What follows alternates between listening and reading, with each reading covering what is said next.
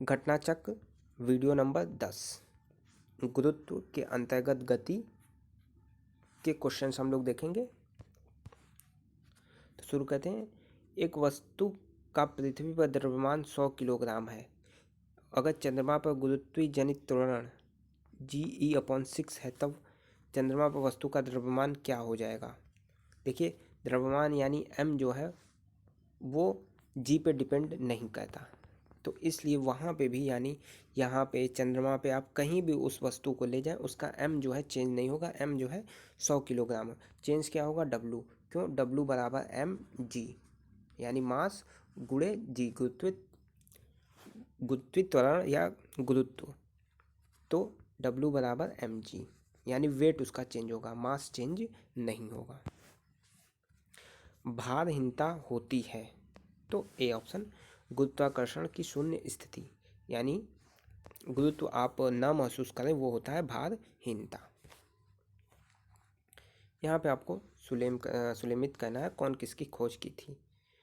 तो एक्सरे रोंटेजन, चेचक, फ्लेमिंग, नहीं, पेंसिलिन की खोज फ्लेमिंग ने की थी। बी का एक, तो ए ऑप्शन सही हो जाएगा।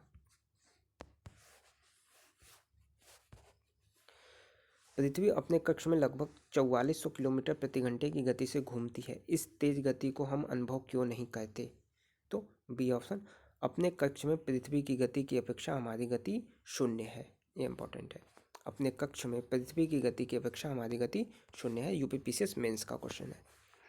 यदि पृथ्वी का गुरुत्वाकर्षण बल अचानक लुप्त हो जाए तो निम्न में से कौन सा परिणाम सही होगा। A option. वस्तु का भार शून्य हो जाएगा, परंतु द्रव्यमान जो है वही रहेगा। भार यानी वेट यानी W, द्रव्यमान यानी m। ठीक, कोई गुरुत्वाकर्षण बल लुप्त हो जाए, लुप्त हो जाने का मतलब जीरो हो जाए, तो W बराबर mg। g जीरो हो गया, m जीरो हो जाएगा, यानी g जीरो होने से इसमें गुणा करेंगे तो ये भी जीरो हो जाएगा, यानी W जीरो हो जाएगा। जबकि मास जो है स्वतंत्र होता है, इंडिपेंडेंट होता है, इसलिए मास में कोई परिवर्तन नहीं होगा। ठीक, अच्छा प्रश्न है। W बराबर mg हमेशा याद रखिए। ऐसे क्वेश्चंस कहीं से भी पूछिए, आप हमेशा सही करेंगे। मेंस का क्वेश्चन है।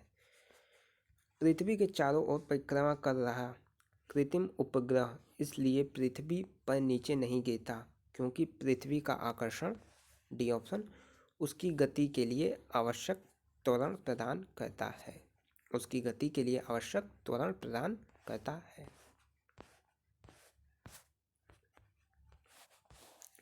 एक भू उपग्रह अपने कक्ष में निरंतर गति करता है। यह अभिकेंद्र बल के प्रभाव से होता है जो प्राप्त होता है, बी ऑप्शन, पृथ्वी द्वारा उपग्रह पर लगने वाले गुरुत्वाकर्षण से। कृत्रिम उपग्रह पृथ्वी से सुस्पष्टता से ट्रैक किया जा सकता है, तो डॉपलर इफेक्ट द्वारा यानी डॉपलर प्रभाव के द्वारा। अपने कक्ष में एक उपग्रह पृथ्वी के चक्कर लगाता रहता है, वह ऐसा निम्न में से किस कारण से करता है। तो केंद्राभिमुखी बल, ये इंपॉर्टेंट है, केंद्राभिमुखी बल मेंस का क्वेश्चन है।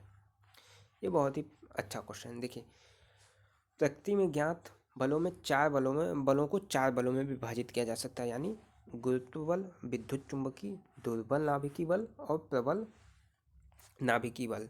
तो इनमें से पूछा है कौन सा एक सही नहीं है। गुरुत्व चारों में सबसे प्रबल है, फिर सेकंड, थर्ड, फोर्थ, तो ए ऑप्शन।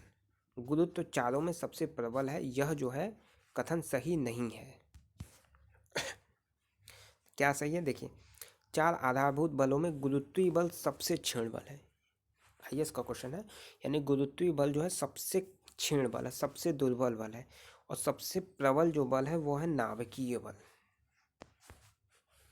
सबसे प्रबल नाभिकीय बल, ये वाला प्रबल नाभिकीय बल सबसे प्रबल है, गुरुत्व सबसे दुर्बल।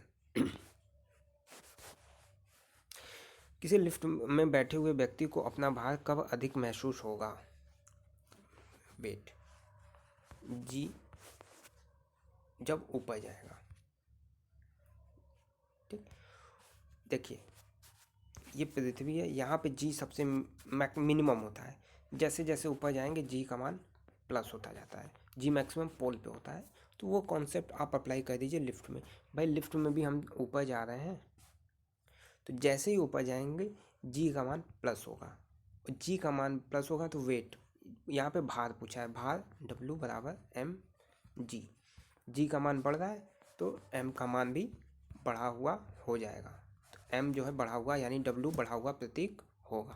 तो क्या होगा, जब जो है ऊपर गति जा रही है, लिफ्ट ऊपर जा रही है, नीचे आ रही है कम होगा, नीचे आ रही है तो भार जो है कम मतलब हल्का प्रतीत करेगा।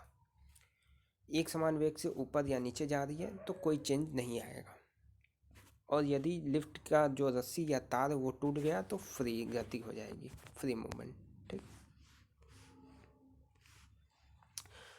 लोलक की कालावधि यानी टाइम पीरियड लंबाई पर निर्भर करती है। ये देख लीजिए फार्मूला बताया भी गया, T इक्वल टू 2π√L/G, यानी लेंथ और जी पे निर्भर करेगी। लोलक घड़ियाँ गर्मियों में सुस्त हो जाती हैं क्योंकि लोलक की लंबाई बढ़ जाती है। गर्मी में कोई चीज़ जो है फैलती है तो लोलक की लंबाई बढ़ जाती है। देखिए 2 बार पूछा हुआ प्रश्न, 1294 रिपीटेड क्वेश्चन।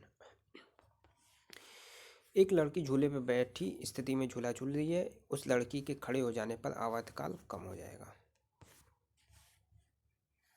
एक सामान्य दोलक का दोलन चल रहा है ऐसे में, कथन देख लीजिए, सी ऑप्शन 1 2 4, 3 नहीं होगा, बाकी 1 2 4। देखिए अपनी मध्यमान स्थिति में गुजरता है तो उस पर क्या क्या प्रभाव रहता है ये देख लीजिए।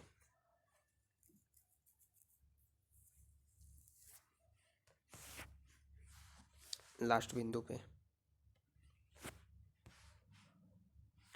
पेंडुलम घड़ी तीव्र गति से चल सकती है तो बी ऑप्शन शीतकाल में। पृथ्वी का पलायन वेग आपको बताया गया है 11.2 किलोमीटर प्रति सेकंड, डी ऑप्शन।